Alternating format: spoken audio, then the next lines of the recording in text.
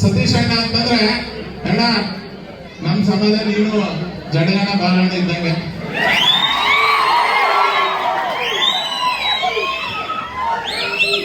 ಏನೋ ಒಂದು ಪ್ಲಾನ್ ಆಗ್ತಿದೆ ಅಂದ್ರ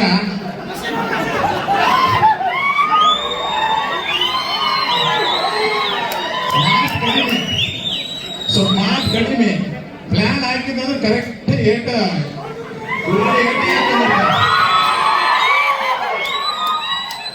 ಇವತ್ತ ಬಾಲಣ್ಣ ಜಡಗನ ಮೂರ್ತಿ ಉದ್ಘಾಟನೆ ನಿಮ್ ಕೈಯಿಂದ ಆಗ್ಯದ.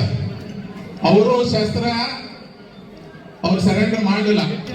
ಹಂಗ ನಿನ್ ಬಾಯಾಗ ಏನೋ ನಾವು ಕೇಳಕತ್ತೀವಿ, ಈ ಸರಿ ನಾನು ಮುಖ್ಯಮಂತ್ರಿ ಅಭಿಲಾಷೆ ಅಲ್ಲ, ಮುಂದಿನ ಸರಿ ಬೇಡ. ಅವ್ರಂಗ ಶಸ್ತ್ರ ತ್ಯಾಗ ಮಾಡಲಿಲ್ಲ, ನೀನು ಶಸ್ತ್ರ ತ್ಯಾಗ ಮಾಡಬೇಡ. ಇದೇ ಸರಿ ಡಿಸೆಂಬರ್ಗೆ ಮುಖ್ಯಮಂತ್ರಿ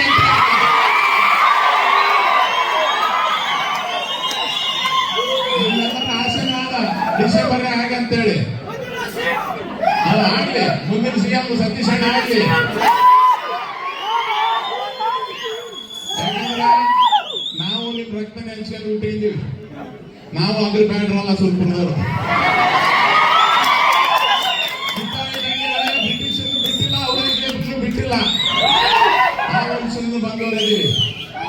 ಯಾಕಂದ್ರೆ 28ಕ್ಕೆ ನಾವೇ ನಿಮ್ ಸರಳ ಬಿಡಂಗಿಲ್ಲ, ಅಧಿಕಾರ ನಾವೇ ಬರ್ತೀವಿ. ಅದಕ್ಕೆ ನಮ್ಮ ಆಸೆನ ಈಡೇರ್ತದ. ನೀವು ಈಗ ನವೆಂಬರ್ನಾಗ ಮುಖ್ಯಮಂತ್ರಿ ಆಗ್ಬಿಟ್ರೆ ನಮ್ಮ ಆಸೆನ ಈಡೇರ್ಬಿಡ್ತಾವ.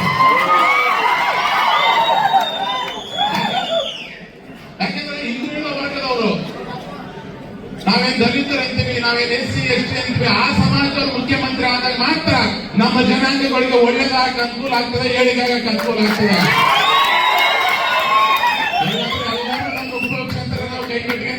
ಮಳೆ ಬರ ಆಗ್ತಾರ, ಅಧಿಕಾರದ ಕುಂತು ಇವ್ರು ಬೇಕು ಬೇಕಂತಾರ, ಬೇಕಂತ ಸಂದರ್ಭದಲ್ಲಿ ಮರ್ತು ಬಿಡಂತ ಕೆಲಸ ಆಗ್ತದೆ. ನಮ್ಮ ಸಮಾಜ, ನಮ್ಮ ವರ್ಗ, ನಮ್ಮ ಹಿಂದುಳಿದ ವರ್ಗ SC ST ಉದ್ಧಾರ ಆಗ್ಬೇಕಾದ್ರೆ ನಮ್ಮವರಾಗಿ ಮುಖ್ಯಮಂತ್ರಿ ಆದಾಗ ಮಾತ್ರ ಆಗ ಅನುಕೂಲ ಆಗ್ತದೆ. ಇವತ್ತು ನಾನು ಇನ್ನೊಂದು, ಯಾಕಂದ್ರೆ